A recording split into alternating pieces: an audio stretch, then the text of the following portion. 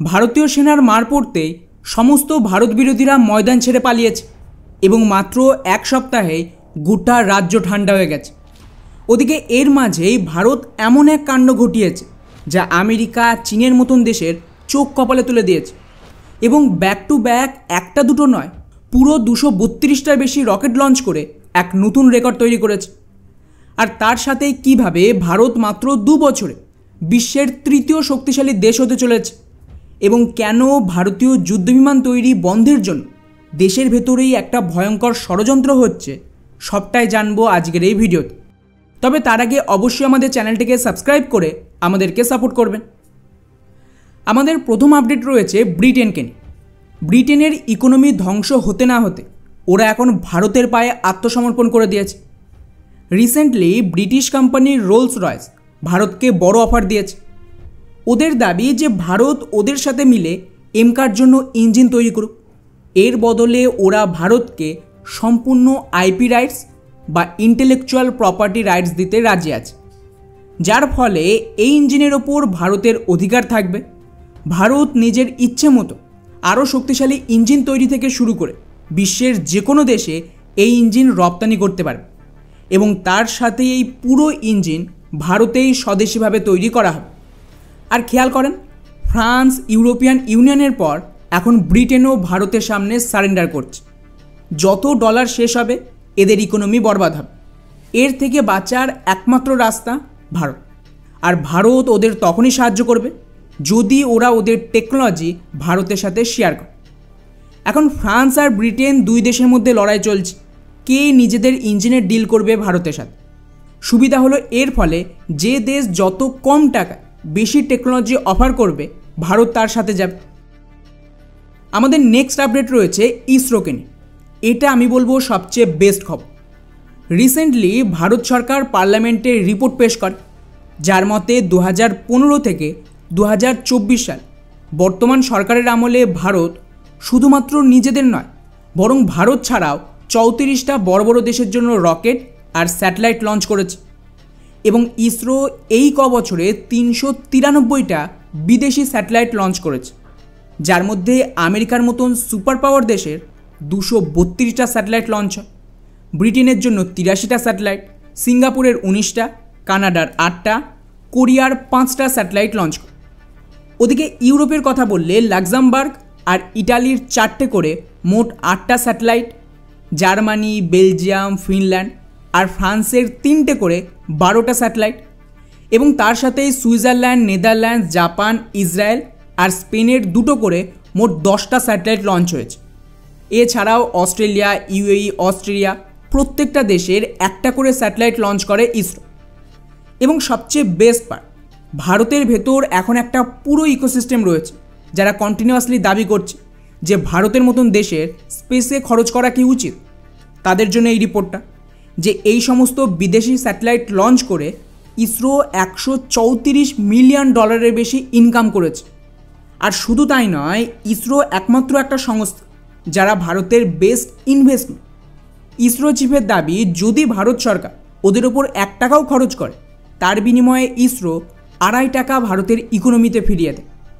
এই কারণেই এবছরের বাজেটেও ইসরোর জন্য অতিরিক্ত বাজেট দেওয়া হয়েছে, যেটা ভারতের জন্য একটা বড় সফলতা বলা উচিত বা ভারতের জন্য একটা প্রাউড মুভমেন্ট।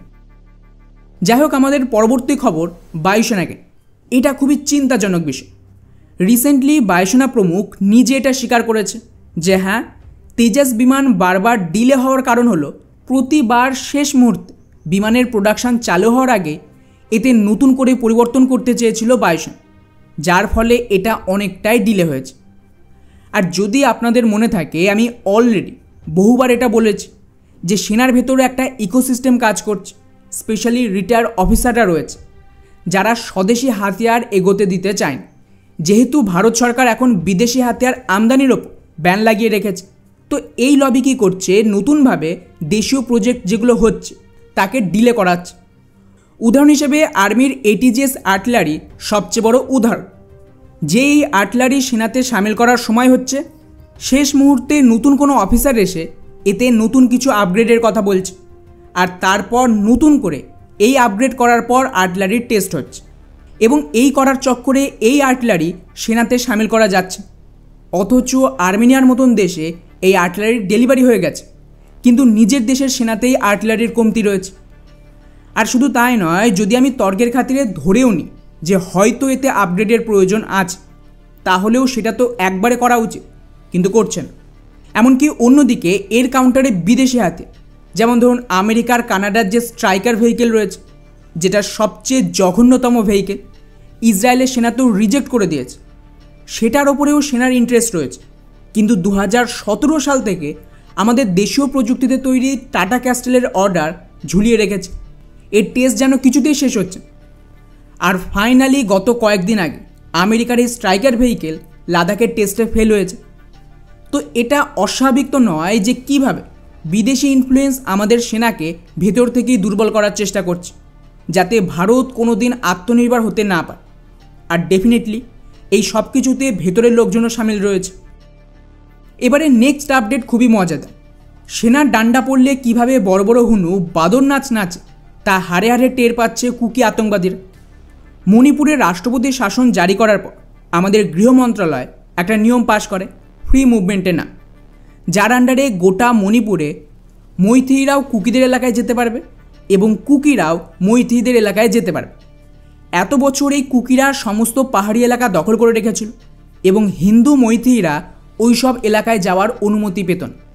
ওগুলো কেবলমাত্র খ্রিস্টান কুকিদের জন্য রিজার্ভ ছিল। মানে ভাবেন, হিন্দুরা নিজের দেশেই যাতায়াত করতে পারবে না ফ্রিভাবে, ওখানে কেউ জমি কিনতে পারবে না, বিজনেস হবে না, কেউ কোনো কাজ করতে পারবে না। আর পুরো এলাকায় এই কুকিদের মাফিয়া আর ড্রাগ স্মাগলিং চলত। তো স্বাভাবিকভাবে এই নিয়ম বাতিল করতেই কুকি আর মিজো কমিউনিটি এর বিরোধিতা করে, সেনার ওপর হামলার চেষ্টা করে, বেশ কয়েকটা বাসে অ্যাটাক করে এবং পুরো এলাকায় শাটডাউন চলছিল গত 9 তারিখ থেকে। ব্যাস, এখন যেহেতু ওখানে রাষ্ট্রপতির শাসন, তাই আর্মির খোলা ছুট রয়েছে।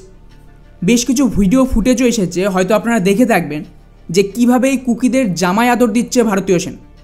ফাইনালি এখন এই জামাই আদর খাওয়ার পর কুকি আর মিজো কমিউনিটি গত 9 তারিখ থেকে মণিপুরে যে শাটডাউন করে রেখেছিল সেটা তুলে নিয়েছে। যদিও এখনও ওরা কেন্দ্র সরকারের ফ্রি মুভমেন্টের বিরুদ্ধে, কিন্তু তাতে কোনো ফারাক পড়ে না। কাশ্মীর ঠিক হয়ে গেল তো মণিপুর কী জিনিস। যার আন্ডারে আরেকটা খবর দেখেন, আরও 4 কুকি ধরা পড়েছে আর্মির হাতে, প্রচুর হাতিয়ার উদ্ধার হয়েছে আর মারাত্মকভাবে গোটা রাজ্য জুড়ে অপারেশন চলছে। মনে হচ্ছে 1 বছর এই রাষ্ট্রপতি শাসন এইভাবেই চললে কুকিদের ঠান্ডা করা যাবে।